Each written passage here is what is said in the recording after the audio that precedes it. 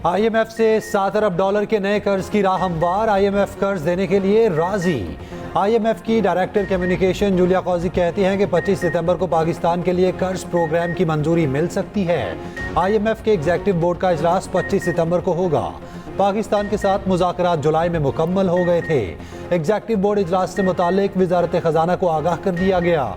वज़ीर ख़जाना मोहम्मद औरंगज़ेब का कहना है IMF के साथ तमाम मामलात खुशअस्लूबी से तय पा गए हैं। रवा माह मामलात को हतमी शक्ल दी जाएगी।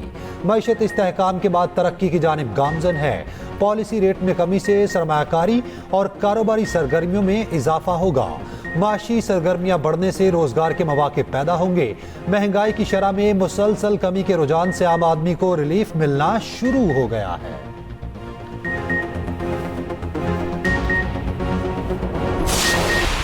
पॉलिसी रेट जो है उसमें 2% की स्टेट बैंक ने कमी की है। 19.5% से कम होके तो 17.5% पे आ गया है, जिससे कि यकीनन कारोबार को और ज़राअत को, हमारी मईशत को फ़ायदा पहुंचेगा।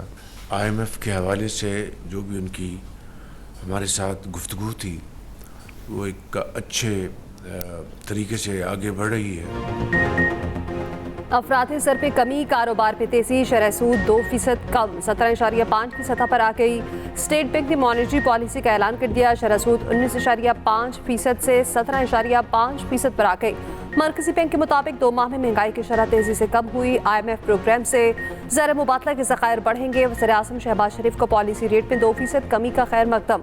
कहा शरह सूद में कमी से मईशत और कारोबार को फ़ायदा होगा। पॉलिसी रेट भी महंगाई की तरह सिंगल डिजिट में आ जाए तो मईशत को 4 चांद लग जाएंगे। हम न्यूक्लियर पावर हैं, रोज़ कर्जों की दरख्वास्तें लेकर करें तो अहमियत कम हो गई है। हमें कर्जों से जान छुड़वाना होगी, अपने पाँव पर खड़ा होना होगा।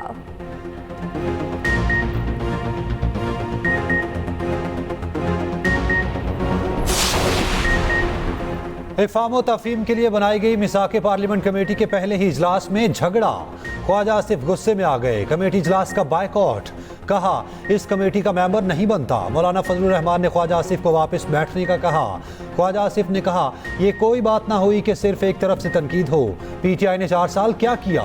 नवाज शरीफ मिन्नतें करता रहा, मेरी बीवी बीमार है, बात करवा दें। ये क्या बात हुई, तब सब ठीक था, अब सब गलत है। ख्वाजा आसिफ ने बताया सेनेट इलेक्शन में प्रोडक्शन ऑर्डर पर ऐवान में मुझे बताया गया कि आपके 3 वोट हैं, गिलानी के खिलाफ देने हैं। तब आप लोग नशे में थे, आपको सब ठीक लग रहा था।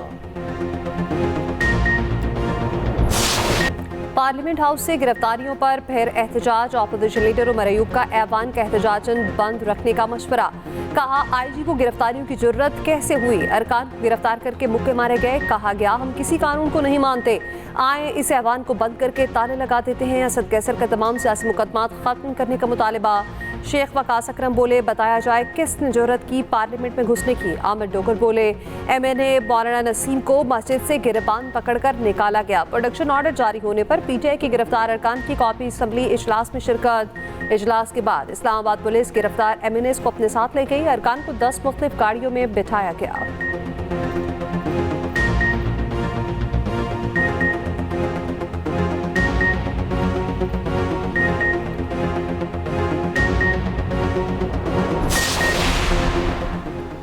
इदारे और इदारों के बड़े अपनी एक्सटेंशन की फिक्र में हैं। एक्सटेंशन फौज समेत हर इदारे में गलत है। तब्दीली लानी है तो निज़ाम को तब्दील करें।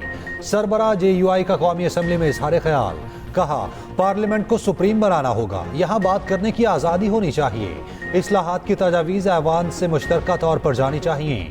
मौलाना फजलुर रहमान की PTI अरकान असम्बली की गिरफ्तारियों की मजम्मत। कहा वाक़े पर बेहतर होता पार्लियामेंट को एहतजाजन 3 दिन के लिए बंद कर दिया जाता।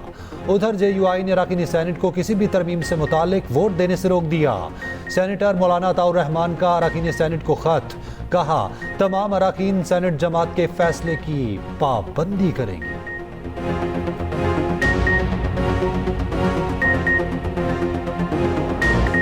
अली अमीन गंडापुर के अफगानिस्तान से बराह रास्त मुज़ाकरात के बयान के बाद बड़ी हलचल। वज़ीर-ए-आज़म का खैबर पख्तूनख्वा में अमन अमान की बिगड़ती सूरत हाल पर तशवीश का इज़हार। सूबे में अमन अमान के लिए फौरी इक़दामात उठाने का फैसला। गवर्नर KP फैसल करीम कुंडी का शहबाज शरीफ से टेलीफोनिक रब्ता।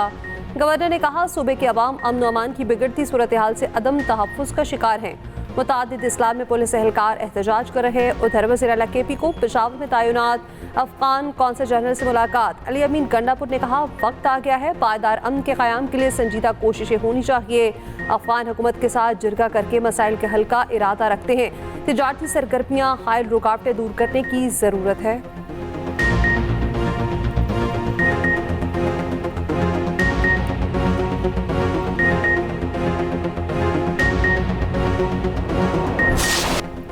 वज़ीर आला KP का अफगानिस्तान से बराह रास्त मुज़ाकरात का ऐलान। विफाक पर हमला करार। वज़ीर दिफा ख्वाजा आसिफ बरस पड़े। दो टोक मौक़िफ़ अपनाया। अली अमीन गंडापुर का बयान ज़हर कातिल है जिस पर वो खुद चल रहे हैं। अपनी पार्टी को चलाने की कोशिश कर रहे हैं। कोई सूबा किसी मुल्क के साथ बराह रास्त मुज़ाकरात नहीं कर सकता। ये भी कहा, हमारे जो भाई प्रोडक्शन ऑर्डर पर ऐवान में आए उन्हें हक़ नुमाइंदगी मिला है। हमसे हमारा हक़ नुमाइंदगी की गई 7 सालों तक छीना जाता रहा। कभी हमारी और पीपल्स पार्टी की तलखी भी रही है, मगर बर्दाश्त का लेवल इतना कम नहीं था।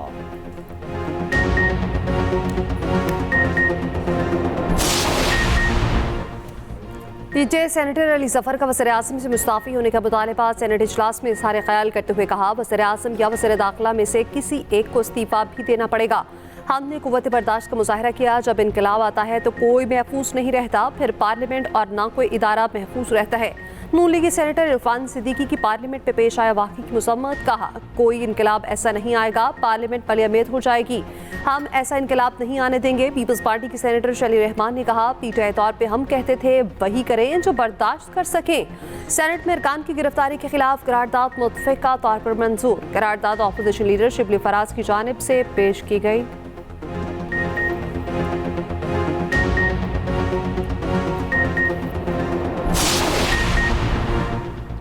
बानी PTI ने अली अमीन गंडापुर की सहाफ़ियों से मुताल्लिक़ गुफ्तगू को नामुनासिब करार दे दिया। अडियाला जेल में सहाफ़ियों से गैर रस्मी गुफ्तगू में कहा, सहाफ़ियों से मुताल्लिक़ ऐसी गुफ्तगू की तायद नहीं करता। वो जोशे खिताबत में बहुत ज़्यादा बोल गए। सहाफ़ी जिस दबाव में काम कर रहे हैं वो जिहाद कर रहे हैं।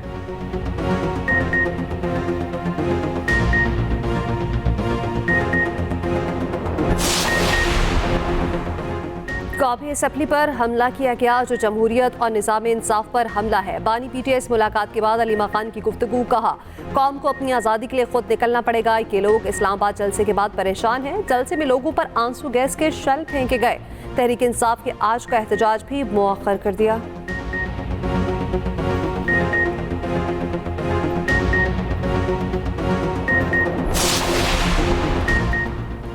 सुप्रीम कोर्ट में KP के सरकारी मुलाजमीन से मुताल्लिक अपील पर समाअत। वकील सफाई ने कहा कि एक SRO के जरिए मुलाजमत पर केस चला।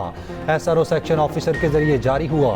चीफ जस्टिस पाकिस्तान बोले, यहाँ सेक्शन ऑफिसर मुल्क चला रहे हैं। किसी सेक्शन ऑफिसर के जरिए आइन बनाया जा सकता है और ना ही कानून बन सकता है। मुतल्लिका हुकाम के जरिए SRO जारी करने का सिलसिला ज़ियाउल हक से शुरू हुआ। वालिद की जगह बेटे को नौकरी में कैसे कोटा मिल सकता है? चीफ जस्टिस पाकिस्तान ने रिमार्क्स दिए, क्या ब्यूरोक्रेट्स के बच्चों को सुरखाब के पर लगे हुए हैं? ये क्या बात हुई? एक काम करे और कहे मेरी नस्लों ने भी काम करना है। जो मेरिट पर पूरा उतरता है उसे काम करने दें। हुक्मनामे में मजीद कहा, KP की हुकूमत ऐसे तमाम नोटिफिकेशन वापस ले जो मेरिट के खिलाफ हैं। NA 171 रहीम यार खान का ज़िमनी इंतखाब। फतह का ताज पीपल्स पार्टी के सर सज गया। 301 पोलिंग स्टेशन के नताइज आ गए। मखदूम ताहिर रशीद 1,16,429 वोट लेकर कामयाब। PTI के हसान मुस्तफ़ा 58,251 वोट ले सके।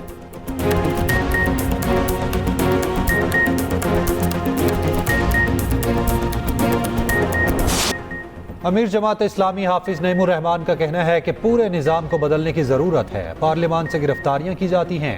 लोकल IPPs मुआहिदों पर नजरसानी की जाए। मुतालबात ना सुने गए तो बिल अदा ना करने की कॉल देंगे।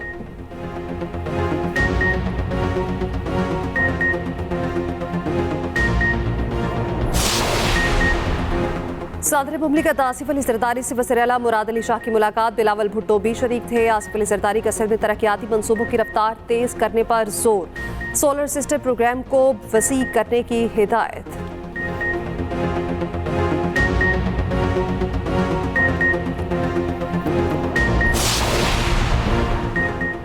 सुप्रीम कोर्ट में फैसल वावडा के खिलाफ तौहीन अदालत केस की समाअत। अदालत ने टीवी चैनल्स की गैर मशरूत माफ़ी मंजूर कर ली। मीडिया चैनल्स के खिलाफ तौहीन अदालत की कार्रवाई खत्म कर दी। टीवी चैनल्स की माफ़ीनामा नशर करने की यकीन दहानी। चीफ जस्टिस काजी फाजीसा ने कहा, किसी को जेल नहीं भेजना चाहते मगर एहसास जिम्मेदारी तो हो। फैसल वावडा और मुस्तफ़ा कमाल की माफ़ी की तशहीर नहीं की गई। फैसल वावडा और मुस्तफ़ा कमाल की प्रेस कॉन्फ्रेंस तो आपने कवर ही करना थी। दोनों जो बोलेंगे उसे आप कंट्रोल नहीं कर सकते, मगर दोबारा नशर तो ना करें।